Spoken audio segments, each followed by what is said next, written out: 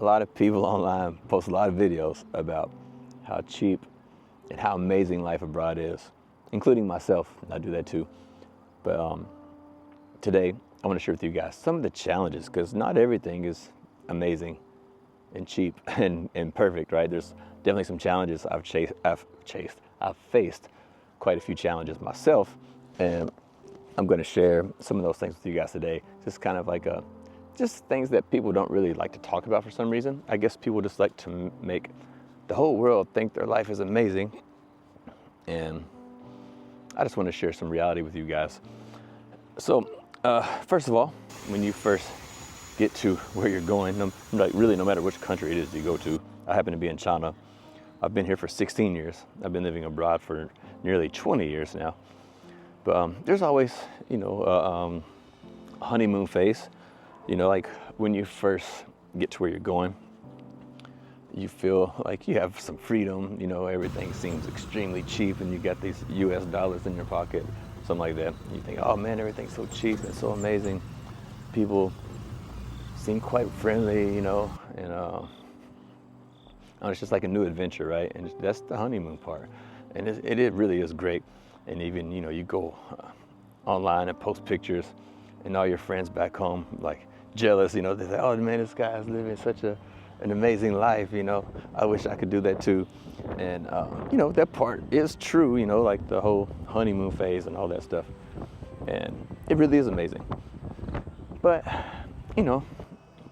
reality starts to set in, and things start changing a little bit, and definitely some challenges. And so some of the challenges that you're going to face in the initial stages, I'm going to say I'll make some notes here so I don't forget, but some loneliness and isolation. Because of course, yeah, you're going to meet other expats you can chat to or be friends with, but I would say they're more like acquaintances, not like real friends. It takes, as an adult, it's not easy to make real friends in your adult life, and it takes a long time to build up those relationships. So once the initial honeymoon phase is over, you might find yourself feeling a bit isolated or a bit lonely, because you don't have any real friends that you can really share your life with or share deep conversations with. So those are some things you're going to face.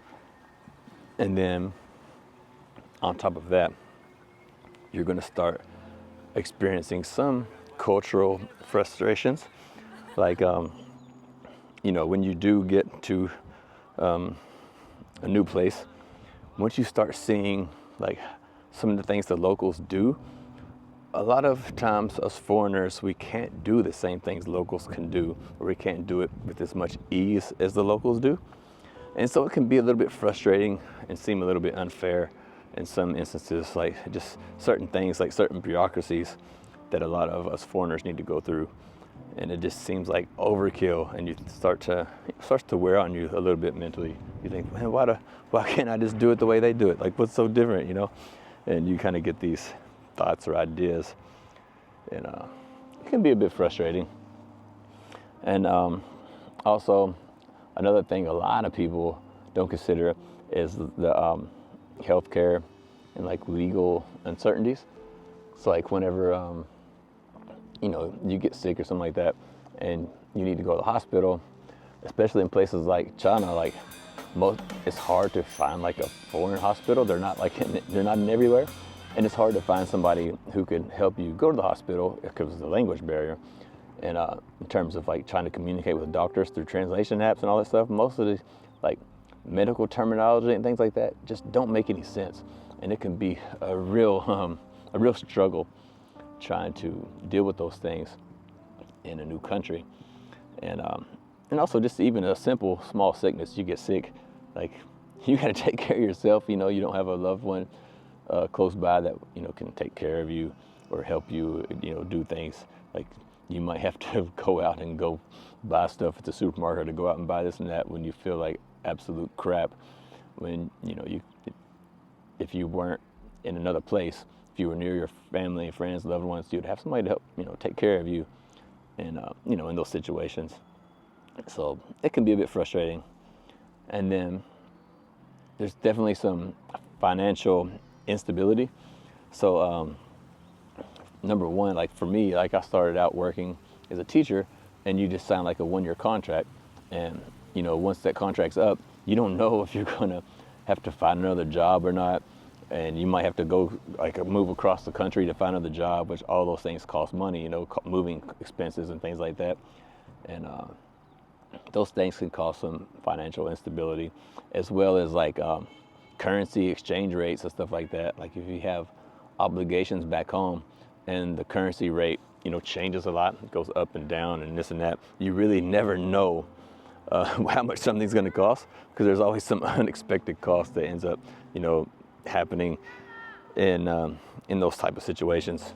And then also, you know, like a lot of these countries, they change the visa laws so fast, and you really never know like when the law's gonna, like they change a visa law tomorrow and then something happens and you got like 20 or 30 days to figure out what to do with your life, to plan to leave, to go somewhere else, because the new law doesn't, you know, isn't suitable for your situation and you have to leave the country.